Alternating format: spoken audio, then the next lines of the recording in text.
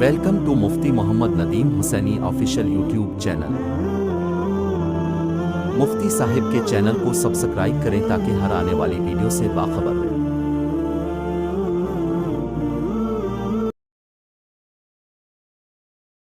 قال اللہ تبارک و تعالی فی الکلام المجید وَيُؤْثِرُونَ عَلَىٰ أَنفُسِهِمْ وَلَوْ كَانَ بِهِمْ خَصَاصَةٌ۔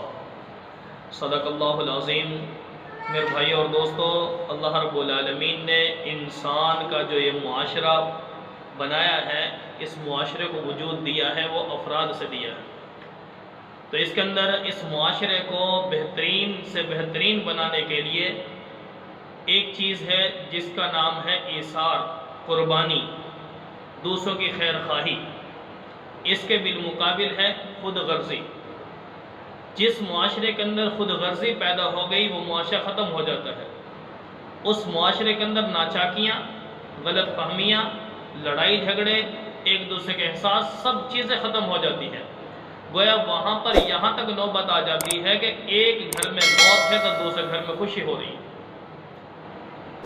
اس کی حقیقی وجہ کیا ہے کہ ایک دوسرے کے اندر سے ایثار ختم ہو چکا، جذبہ، خیر خواہی، سب کچھ ختم ہو چکی ہے۔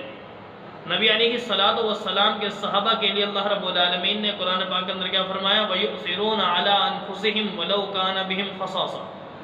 یہ صحابہ ایک دوسرے کو اپنے اوپر ترجیح دیتے تھے اگرچہ خود نقصان میں ہیں۔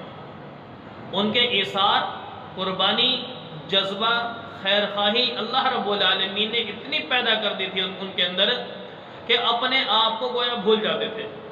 کتنے ہی ایسے واقعات ہیں۔ ایک سری کا واقعہ بھی آتا ہے کہ نبی علیہ الصلوۃ والسلام کے ایک صحابی نے ایک جانور ذبح کیا اور اس کی سری اپنے پڑوسی کے گھر بھیج دی۔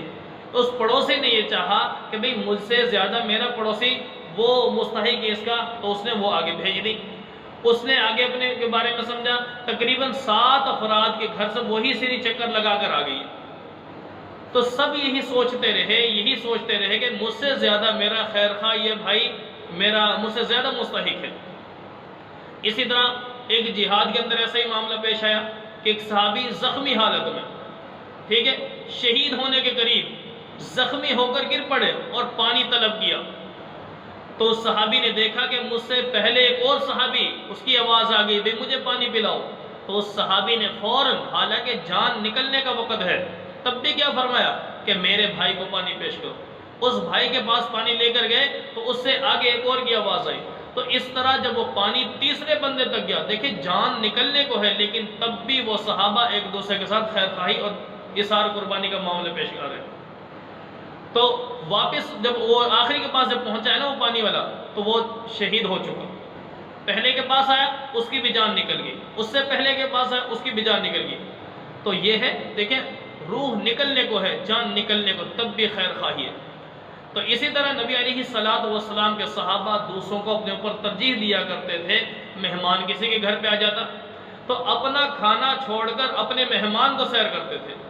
ایسے کتنے ہی واقعات آتے ہیں کہ گھر میں کھانا ایک بندے کا، تو انہوں نے بیگم کو کہہ دیا کہ آپ جب ہم کھانا مہمان کے سامنے رکھیں، چراغ کو صحیح کرنے کے بہانے سے بجھا دینا تاکہ وہ مہمان کھا لے، پیٹ بھر کے، لیکن ہم رہ جائیں تو کوئی بات نہیں۔ اپنے بچوں کے منہ سے نکال کے اپنے مہمانوں کو اکرام کرتے تھے۔ وہ کتنے ہی ایسے واقعات ہیں کہ صحابہ کے اندر یہ چیزیں تھیں جس کی بدولت وہ معاشرہ اتنا پاکیزہ نبی کا تربیت یافتہ تھا کہ ان کی مثال رہتی دنیا تک دوبارہ کوئی نہیں پیش کر سکتا۔ اور اس کے بالمقابل ہے خود غرضی۔ خود غرضی آج معاشرے کے اندر بہت زیادہ بڑھتی جا رہی ہے۔ جب انسان کے اندر خود غرضی پیدا ہو جاتی، اپنے آپ کو یہ سب کچھ سمجھنے لگتا ہے، کسی کو کوئی ترجیح نہیں دیتا، چاہے پڑوسی بھوکا مر رہا ہو لیکن ادھر کروڑ پتی بندہ بھی ہے، اگر اس بندے کے اندر خود غرضی آ گئی تو وہ بندہ اپنے پڑوسی کو ایک وقت کا کھانا بھی نہیں دے گا۔ اب بتاؤ، یہ کروڑ پتی اس گھر میں آباد ہے، ساتھ والا پڑوسی بھوکا ہے بیچارہ، دھیاڑی دار بندہ ہے۔ اب جس دن اس بندے کو دھیاڑی نہ ملی، خرچہ نہ ملا، کام نہ ملا، اب بتاؤ وہ بندہ اس دن گھر کا فاقہ جو اس کو اوپر آ رہا ہے وہ کیسے پورا کرے گا؟ بچوں کا پیٹ کہاں سے پالے گا؟ لیکن ادھر کروڑ پتی بندہ ہے، اس کو اتنا احساس پیدا نہیں ہو رہا کہ میرا بھائی ہے، میرا پڑوسی ہے، اس کو میں کچھ دے دوں۔ یا اسی طرح جب یہ چیزیں آئیں گی، جب یہ ایک غریب اور ایک امیر کے درمیان جب بالکل یہ معاملہ ختم ہو جائے گا، تو آج امیر غریب کے کام نہیں آ رہا، تو کل کو یہ غریب امیر کے کام کیسے آئے گا؟ یا کام نہیں بھی آئے گا تو کم از کم اس امیر کے لیے کیا خیر خواہی دل میں رکھے گا؟ تو اسے پتہ چلا کہ خود غرضی بہت بری بیماری ہے، یہ اخلاقی بیماری ہے، اندرونی باطنی بیماری ہے، انسان کو اندر سے کھا جاتی ہے۔ یہ جیسے دیمک لکڑی کو کھا جاتی ہے، تو ایسے ہی یہ خود غرضی ایسی بیماری ہے، قلبی بیماری ہے، روحانی بیماری ہے کہ انسان کے اندر کو کھا جاتی ہے۔ یہ جیسے لوہا اس کو زنگ لگ جائے تو ضائع ہو جاتا ہے، ایسے ہی جس دل پہ یہ زنگ لگ گیا خود غرضی کا، وہ دل کسی کے لیے کوئی خیر خواہی پیدا نہیں کر سکتا۔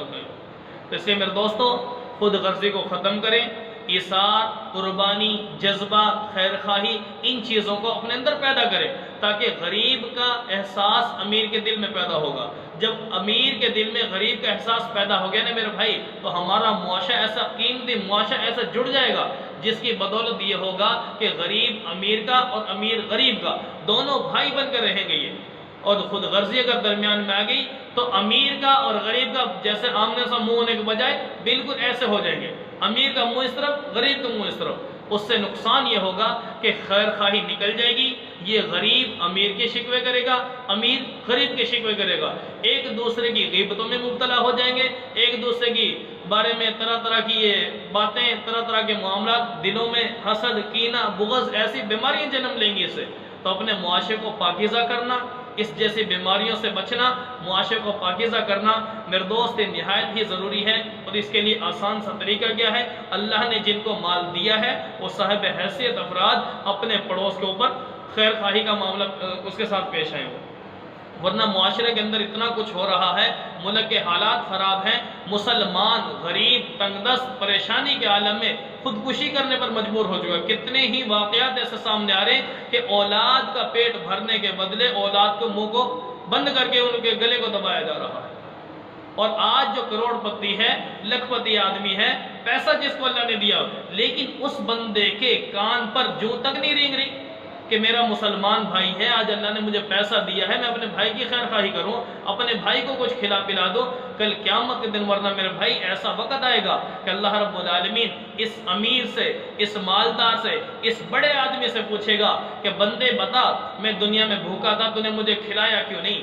میں پیاسا تھا، تو نے مجھے پلایا کیوں نہیں؟ جب یہ بات آئے گی تو بندہ کہے گا کہ اللہ آپ تو احکم الحاکمین ہیں، رب العالمین ہیں، پوری کائنات کو کھلانے والے ہیں، آپ کو کھانے سے کیا طلب تھی؟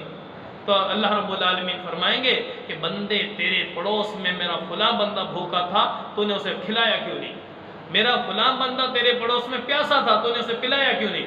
جب کل قیامت دن یہ سوال ہوگا میرا دوست، یہ دولت ہم ساری کی ساری دنیا میں چھوڑ جائیں گے، لیکن اس دولت کے بدلے ہمیں جہنم میں جانا پڑ سکتا ہے۔ اس لیے اپنی زندگی کو پاکیزہ کریں، معاشرے کو سنواریں، خود غرضی کی عادت کو ختم کریں، ایثار، قربانی، خیر خواہی، ان چیزوں کا جذبہ اپنے اندر پیدا کریں، صحابہ کی صفات اپنے اندر لائیں۔ اس سے انشاءاللہ العزیز ہمارا معاشرہ ایک ہو جائے گا، ایک ہو کر ہم انشاءاللہ العزیز اپنے معاشرے کے اندر زندگی گزاریں گے۔ اللہ رب العالمین ہمارے معاشرے کو ایسے ہی پاکیزہ فرمائیں۔